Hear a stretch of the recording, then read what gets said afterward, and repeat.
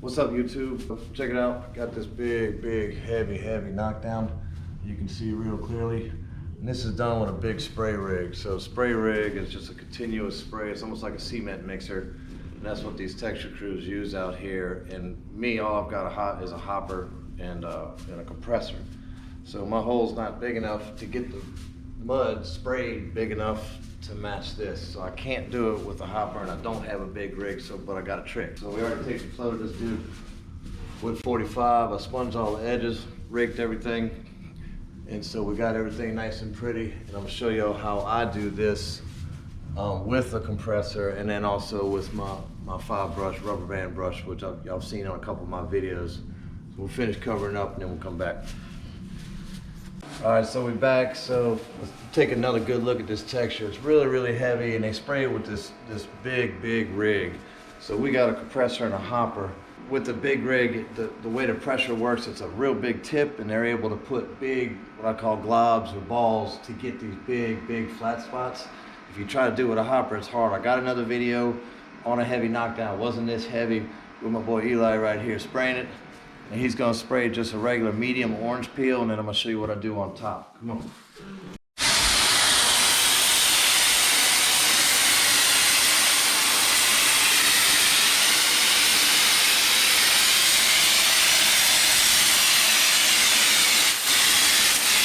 All right, so as you can see, we got basically a medium orange peel up here right now, but if you knock that down, you're gonna have little bitty spots like this. So I got my trusty custom 5-brush right here. And all I'm gonna do is add, and then we'll knock it down after.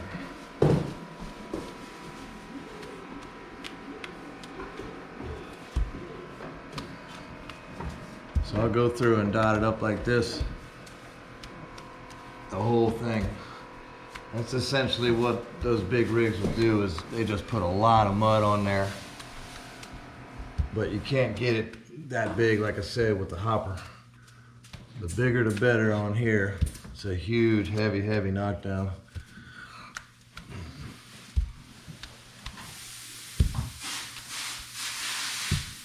And so we'll dot this up like this whole thing. We'll let it set up a little bit, probably 5 minutes or so. Let it kind of tack up some before we try to knock it down.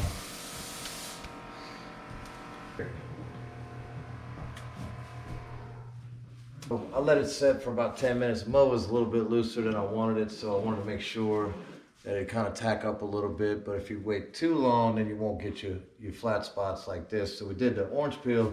If you look at the texture real close in between the flat spots, you can see orange peel basically. So I'll do that under layer of orange peel, so in between my flat spots, I'll still have that orange peel underneath it. So here we go. It's my Dragon Blade, my garage threshold.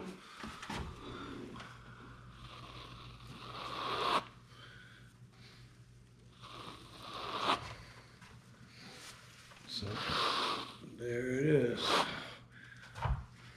And if it's not big, you can put a little more pressure on, kind of lay them down a little more. Just depends on what was there originally. But as you can see, we got them pretty big. And you want to kind of look as well at your original texture. And you can see some of the bigger ones going this way. So that means that's the way they dragged it. So you want to drag it the same direction they did.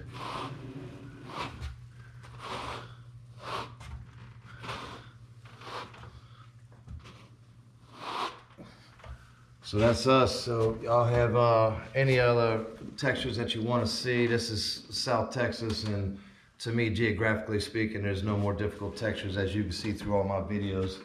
But this is how I do this without getting an actual big rig.